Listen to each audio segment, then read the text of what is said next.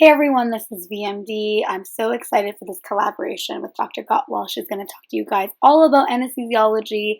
So for all you keen med students right now applying for this specialty, this is a great video to get all the help you need. So I hope you guys enjoy, and feedback is always appreciated. Hi, Dr. Gottwald. How are you? Hi, good. How are you? Good. Thanks so much for doing this. I know I had a lot of people ask me about like anesthesiology specific questions, and I had no idea where to begin. So I For thought sure. you were the expert on this, so get you involved. So thanks for doing this collab. Yeah, of course. Anything to help. Yeah, so I'm going to go through and ask you just general questions, and just feel free to elaborate as much as you want on them, and we'll go from there.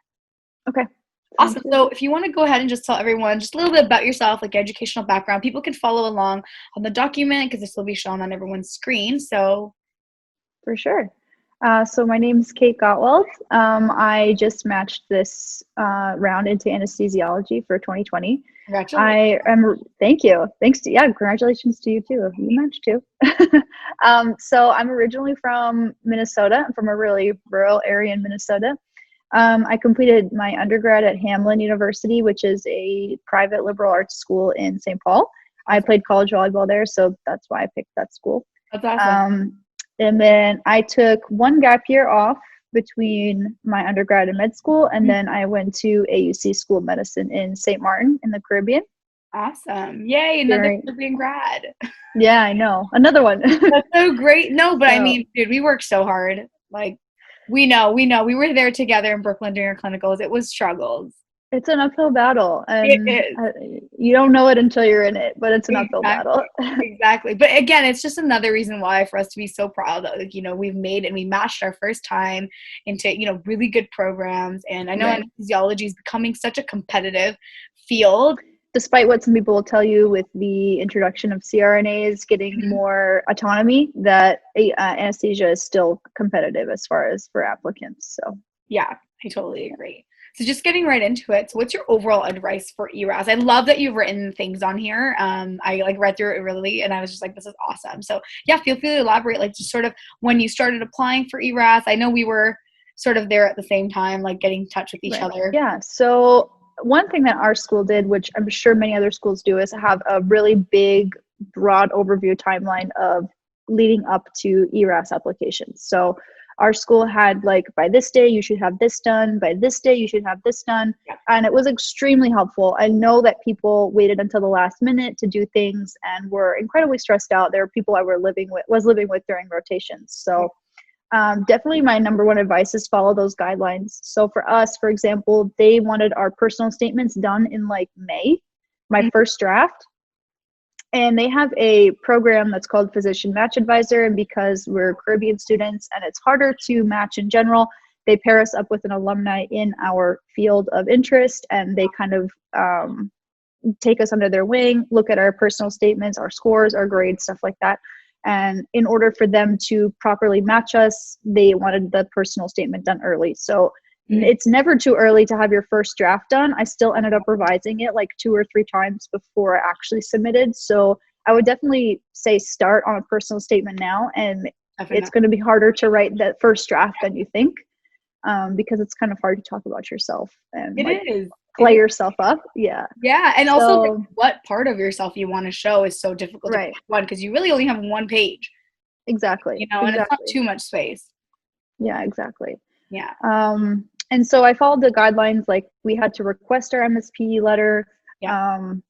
and get your token ASAP. Like I think it opens in June. I got it the day that it opened, and I started filling out the personal information that weekend, because there is stuff in there that you are more than capable of filling out before your actual ERA stuff. So I think I had everything except for my like volunteer activities and my organization stuff, because you have to write like a couple sentences about every organization and thing that's on your CV.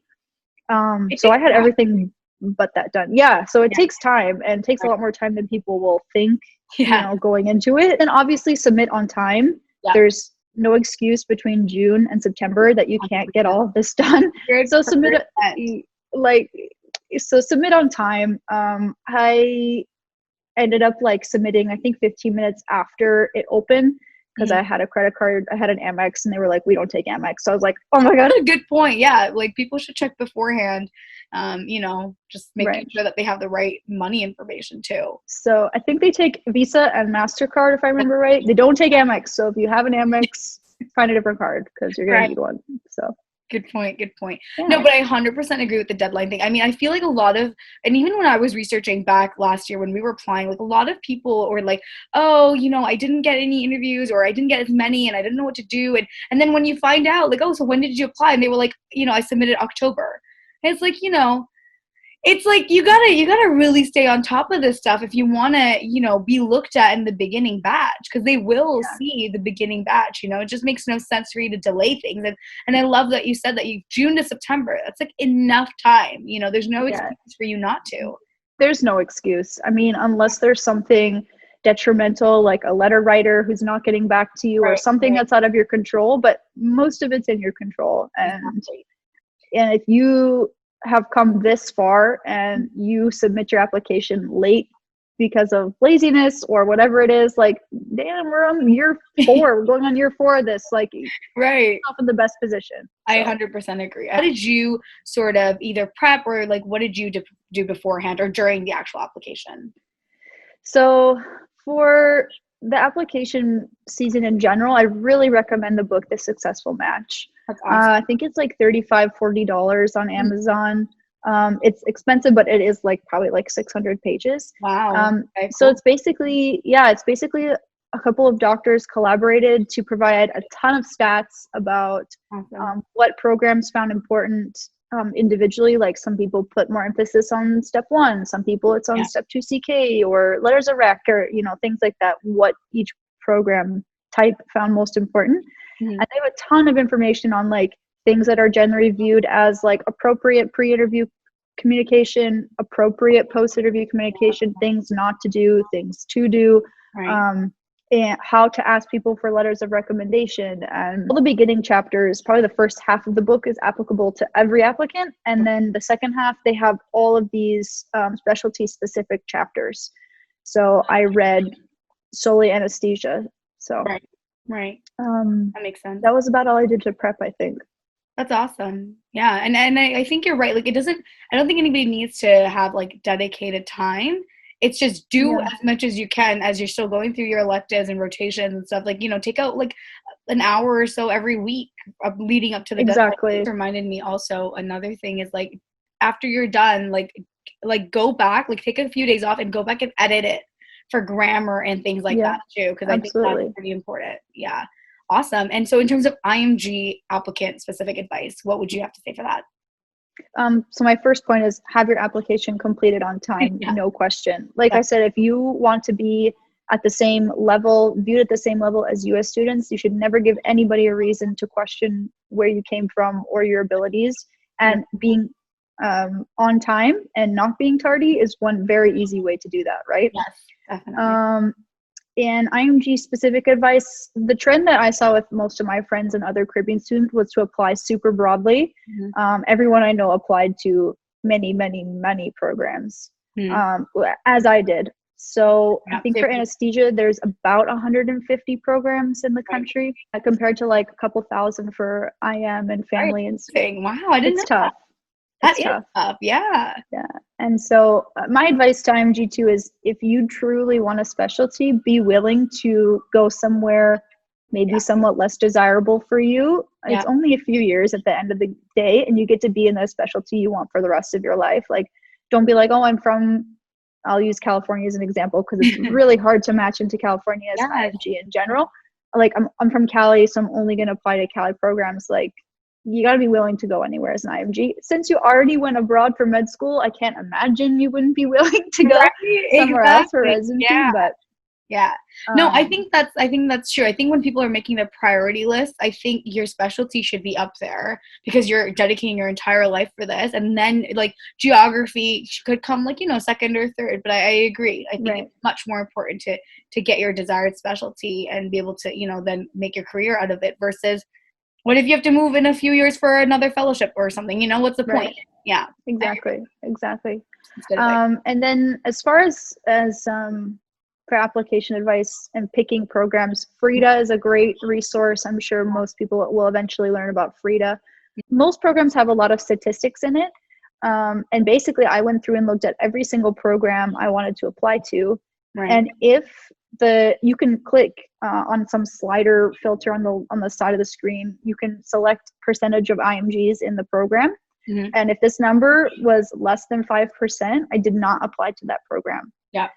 Some programs will say, oh, we're IMG friendly, and they have 0% IMGs in their program. Like, no, you're friendly to my application money. That's really about it, right?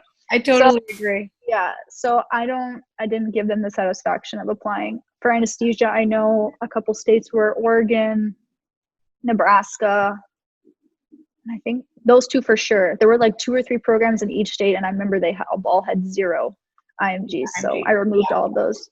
Yeah. In the long run, it probably doesn't save you that much money when you think about applications. It's going to be a few $1,000s for most IMGs, but they weren't going to get any money from me if they weren't even going to look at my applications. I think that's such a good point, and I agree with you. Said I also had a cutoff. Mine was 10%, but that's, I think, just because there's like a much more IM FM programs anyway. But that makes sense. I think all IMGs should have their own cutoff, because you're right. You don't want to spend money. Yeah, exactly. They're not even going to look at, maybe, Exactly. Yeah. So bring on to personal statement. What did you sort of have, and how did you approach the entire thing? So you only have one page to make an impression and to make people want to view your application. Right. So you have to find something that is unique to you, unique to your journey. Try to stay away from cliche stuff like, I've always wanted to be a doctor to help people. Like, we know, everybody knows, but yeah. And I've given this advice, like, I feel like people should refrain from talking about how I got into med school, this big accomplishment, because really that doesn't differentiate you from anybody else. Everybody is in med school. Exactly. Yeah. You have to think like a huge life event. I mean, right. It's up to expression, but yeah. Right. So you think that as a med student, you're already at a higher educational caliber than a lot of people, which is true for anybody in any doctorate master's program. But you're applying against people who are all in that caliber. Exactly. Yeah, it's important to make yourself stand out. Mm-hmm. My personal statement was unique in the fact that I was on St. Martin when Hurricane Irma hit. So I had a lot to talk about. Yeah. I remember you told me the story in person. Yeah. Surviving a Cat 5 hurricane, which was terrible. But I had a lot to write about, and my life was drastically changed personally, and like the course of my med school education was drastically altered. Right. So I wrote about that. And then I wrote about something important to include is some qualities that make you a good fit for the specialty you're applying for. Somebody who was editing my personal statement was like, include characteristics that you can relate to your specialty of choice. For example, I played piano. I took professional piano lessons for 15 years. Wow. So I have a lot of manual dexterity. Anesthesia is very hands-on, requires a lot of manual dexterity. Something like that is something. No, that's a fantastic example of tying your life experiences into skills that are going to be good for your specialty. And I did talk about this in the personal statement video, but I think you've like very, very beautifully shown a good example of that. Yeah. Exactly. So something that makes you a fit. And then another you have here, sorry not to cut you off, but I agree. Like, not actually majority of medical students, I feel like, I mean, also at least just from my experience in SGU, is that we don't really have anesthesia rotations on cores and things like that. So actually, this was going to be one of my questions, is that when you're talking about your personal statement and your exposure to anesthesia, what sort of, like, how did you come across that hurdle of, if you hadn't gotten anesthesia exposure, to write about what ignited that passion for you? Yeah, so it's tough for people who don't have an anesthesia rotation because, as I mentioned later, in interview questions, they'll often ask you about a scenario or a patient in anesthesia that you saw anesthesia in action and that made you want to do the specialty. Mm-hmm. And if you don't get exposed, it's really hard to exemplify an anesthesia example. So at the same time, it's really hard for a student to want to apply anesthesia without ever doing a rotation, because you really don't get a good feel for it outside of doing a full anesthesia rotation, except for some places where during surgery, you'll get to do like a week of anesthesia or something. Right. which was not the case for my surgery rotation. So I wrote about a patient who had serious complications from a robotic prostatectomy, and it happened actually on my surgery rotation. This whole anesthesia patient, but I went in early, saw the anesthesiologist put in a central line and like start giving pressors. This guy's pressure was like 60/40, and he was like dying in front of us. Wow. We had to do an X-lap and had to repair like a bunch of punctured holes in the bowel, crazy stuff. But I wrote about that, which actually happened on my surgery rotation. So it's tough to write about that if you haven't done a rotation. But if you've gotten any kind of exposure while in a surgery rotation or something, hopefully you've taken some initiative while you were on some other rotation to really immerse yourself in anesthesia. And in the week or two, you maybe got the exposure to really be in it, that you got to see something. Otherwise, I guess if you were on any other rotation, you got to see a code. Usually the anesthesiologist is called into a code to tube the patient and run the code. So you can write about that. That would be easy to, most med students get to see at least one code, I think. So you could write about the anesthesiologist came into the room, took control of the situation, placed the tube effortlessly, was able to reoxygenate the patient, something like that. And that sparked you wanting to be the go-to person, the person to call. Beautifully. Something like that, I think would be fantastic. But also I love your own example that you use from personal statement. And this is why I love doing this collab, because I feel like people really need to know that you can write things, and what you said there, like you took the initiative in your surgery rotation to go above and beyond into something you were interested in, and knowing that you didn't have that like full anesthesia sort of exposure in your core years or your core rotation year, but you took the extra initiatives. I think that's such a good point for anybody that's watching this. If you're interested in anesthesiology and you don't have that opportunity set per se from school curriculum and stuff, take that extra step like you did and try to get the exposure on your own and write about real life things that you were part of, in which, an anesthesiologist was there. So I think that's such a good example. And I think people really benefit from knowing this advice. So that's awesome. Yeah. And I mean, when you're in a program, so obviously surgery would be the easiest rotation to get additional anesthesia exposure if you really want to, because you're already going to be in the OR. So if you're in a position where you have multiple students on the rotation and only one gets to scrub in at a time, if you're not scrubbed in, go to the board, find the anesthesiologist who's doing the case and being like, hey, I'm a surgery student, but I'm interested in anesthesia. Can I sit in this case with you? I'm not scrubbing in this case. It's a really easy way to get exposure. Yeah, exactly. And if that one says no, just ask a different anesthesiologist when you're the next surgery. Exactly. So. Yeah. No, that's such great advice, honestly. So along the same lines then, for LORs, how did you tackle that, and what were your letter writers in a way? And again, regarding the whole anesthesiology exposure, were you able to get any letter writers that were anesthesiologists? Yeah, so I was very fortunate in the fact that my surgery rotation, there were only 4 students. Awesome. I did my course in Baton Rouge, Louisiana, and I had an awesome clinical experience there as far as getting in on, we didn't have any residents. So we were first assist on everything. I scrubbed into everything, and it was awesome. I loved the whole experience. But I definitely was close enough with a couple of the surgeons that I felt comfortable asking them for a letter at the end of the rotation. I just asked the surgeon, I was like, I had a great experience with you. I thank you so much for your time. Would you feel comfortable writing me a letter? If not, no pressure. I just feel like we, had a good connection. I'm planning to apply for anesthesia. Just let me know your thoughts. Yeah, I didn't really start asking anybody until I felt comfortable enough during that rotation to ask them.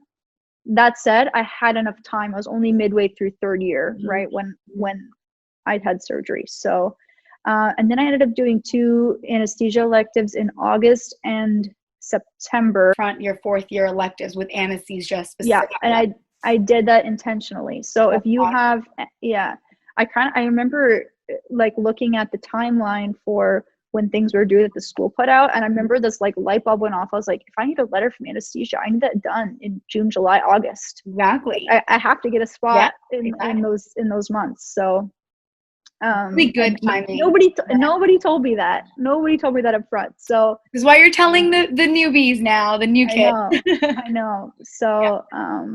So I actually got 2 letters from 2 different anesthesiologists in my August elective. I like all 4 letters, and there were 2 surgeons and 2 anesthesiologists. So I think that's Right. fantastic. And we sort of touched on how you prepped, you approached them. Having a letter from your specialty is absolutely necessary, but also having letters from people who can write you a genuine letter is just as important. So Definitely. And like LORs are like, I think like the second most important thing that programs look after to yeah, like score. So it's like usually. you want to have a really, really strong letters because you want clinicians to say good things about you being a clinician. Exactly. Really what Exactly. it is, right? Awesome. And I love that you bolded this. This is so important. Yeah. I So think there's when no you point of asking for a letter if you're not going to follow up about it. Yeah, so if you ask for a letter and they say, yeah, of course, love to write you a letter, get your phone out, get their phone number and their email, because when it comes time to summertime like now, you need to remind them that hey, I contacted you in this month about writing me a letter. It's going to be due in September. Yep. And most people who write a letter are going to want a copy of your CV, copy of your personal statement. And then in ERAS, you will enter the name of the physician writing your letter, and it'll give you this like PDF printout that's specific to that doctor. And you need to attach that because there's like a code on there or something that they use to apply to your application. So those 3 things you got to include by email. But make sure you get a personal email, or the work email is fine. But make sure you get that, so in the summer you're not scrambling, like calling the hospital you were at last year, like, I'm looking for this doctor, like, how do I get in contact? Like, just get it up front. And so moving on to then like the experiences that you put into ERAS, I love that you like, I actually had none, but you were able to really plan ahead. You were smart about it, and you got those rotations early on in your elective year just in time for your LORs and experiences to be written in ERAS. Right. So anesthesia doesn't have an extreme emphasis on research or getting specific experience within the field, except for elective rotations. Really, that's like, they really want you to have an elective rotation to know what you're getting yourself into, basically, for this field, because like I said, not many people get to experience it in med school. Then minus the anesthesiology part, in general, like with your ERAS, like, and experiences, like what sort of stuff did you have? Just so people can have an idea that they can really put anything that's relevant. Sure. So for ERAS, I had a ton of extracurricular stuff I did in med school. Like, I was AMSA president. I also had an AMSA position the semester before I was president. I did community action day, like multiple days that we had. I private tutor for step 1 students. I was anatomy TA for a semester, like things like that. Everything you had adds up. diversity. You had a lot of diversity in your work, research, and volunteers. Exactly. Right? It's about having experiences. And to be totally transparent, I was a very average student as far as my grades during the basic sciences semester. I was middle of the pack on everything. Excelled very well on my boards, but I took the initiative during basic sciences because I was like, I'm getting average grades, like, I'm not going to stand out as much, so I'm going to try to like buff up my application with different organization stuff. So that's what I did. It's made a good point that you were smart about, like, you know, about the goal from the beginning, knowing that these are all going to be things from the beginning that you have to work on. Especially as an IMG, to be honest, nobody really holds your hand to get through this. No, you're on your own. You're a little bit on your own. So you have to take initiative to plan early. Definitely. All right. So in terms of hobbies and interests, that section of ERAS, what was the importance of that? Because I know it's very important in primary care, like so important for my application interviews. But what about you? So this was somewhat important, I guess. When I think about what they wanted to know most was, have you done an elective rotation, like I said, and what you got to see on that elective rotation, if so. If you went to a hospital that didn't really do much trauma, or it was just kind of like you were rotating at a surgery center where it was all like outpatient surgeries, it's very different anesthesia than from being at a trauma center or something. Right. So that was the biggest component. And then later on, I think in my list later on, it says find a hobby or interest that sets you apart. Right. Which was really funny because I'm really into powerlifting and like weight training. And every single person interviewed me asked me about powerlifting.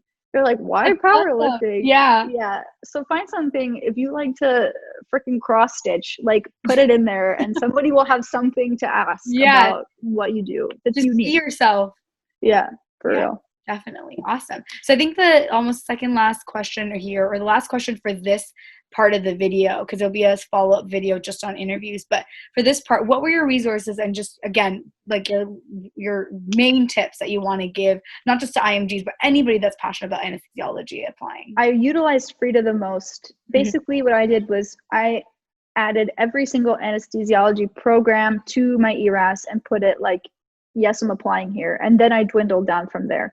Right. I took out every program that was an Ivy League program because I'm an IMG, I'm realistic, I'm not going to pay money to a program that's not going to look at my application. All of those, and that was probably like 10, 12 programs. Yeah. And then I used Frida to look at the remainder of programs and eliminate any others that were definitely not going to be realistic as far as IMG matches. Mm-hmm. So I think for anybody else, for a US applicant, it's not as big of a deal to apply so broadly. Yeah. There's definitely less stigma. So another thing that was different for anesthesia applications and for other programs like dermatology and a couple other different programs that require a separate intern year. Mm-hmm. So it's the difference between categorical and advanced programs. And I don't know if we've ever talked about this on the channel before. No. But categorical programs are basically inclusive of your intern year. So I matched into a categorical anesthesia program, which is 4 years long total. Right. There are also advanced programs that are 3 years that require you to complete 1 year internship prior to coming to the program. You will still match both at the same time, hopefully. Right. You can also match one and not the other. That does occasionally happen. Mm-hmm. But you have to complete a 1 year program in IM, prelim, surgery prelim, or transitional year. Right. Advice for IMGs. Transitional years are kind of considered like the upper class of the three, I guess. A lot of people who go into derm and other really competitive specialties will take transitional years, which is what my school told me. So I just picked one. I picked IM prelim because I valued my quality of life over having the surgery experience. Overall, I would be much more happy doing surgery stuff during the day, but I'm like, I cannot work 150 hours a week for a year. I just like, I can't do it. And prelim surgery is notoriously extremely tough. So I decided I was going to do IM prelim.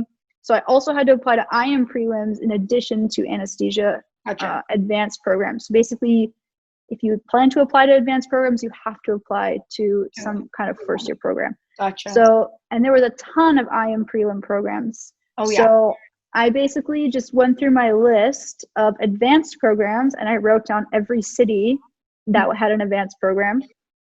And then I went into the IM prelim programs and I picked all the prelim programs that were within those cities or within close. Because I was like, I am not doing an IM prelim. You're in Georgia for a year and moving to Chicago the next year. I just was like, I'd rather just post up and stay in the same city. Gotcha. But if that's not important to you, then by all means apply however you want to for those. Right. But luckily I matched into categorical, so that's not going to be, I'm not going to be moving at all. So. Right. And that's fantastic. Last but not the least, I see your tip again is read up on each program before the interview. And I think we'll touch a little bit on that during the interview thing as well, if you want to elaborate just a bit more on this tip. Yeah, so tips for researching programs, really, you'll get a feel for the program when you're there. It's hard to like determine if a program's a fit over the internet. Yeah. So I didn't really research programs much before applying because I'm an IMG. I did apply super broadly. Mm-hmm. I didn't look to see if they had like, meals included, parking included, like educational stipend. Like everybody has a little bit of that. Every program has some things that others don't and vice versa. So you'll really get a feel for the program when you're there and the people who are there. So my number one tip would be to read up on the program the night before while you're in your hotel, which is pretty easy to do. I did that all the time. Exactly. You just Google their page, or sometimes they'll have sent you like where you can find more information on us and just read that. get to know the faces of people. So when you enter an interview, you're kind of familiar with who the faculty are that are interviewing you, or when someone meets you at the door, you have an idea. Yeah, that's about it. Love that tip. We're going to go ahead with the second part of the video, an interview. So if anybody wants to continue hearing, Dr. Gottwald talk more about anesthesiology and her experience on interviews, I'll definitely link it down below, and we'll go from there. So thank you so much for talking. I think this is it's like a power-packed collab video because you've given so much good advice, and I know for a fact people are gonna genuinely really benefit from this. So thank you. Good. Of course. I hope it helps. Awesome.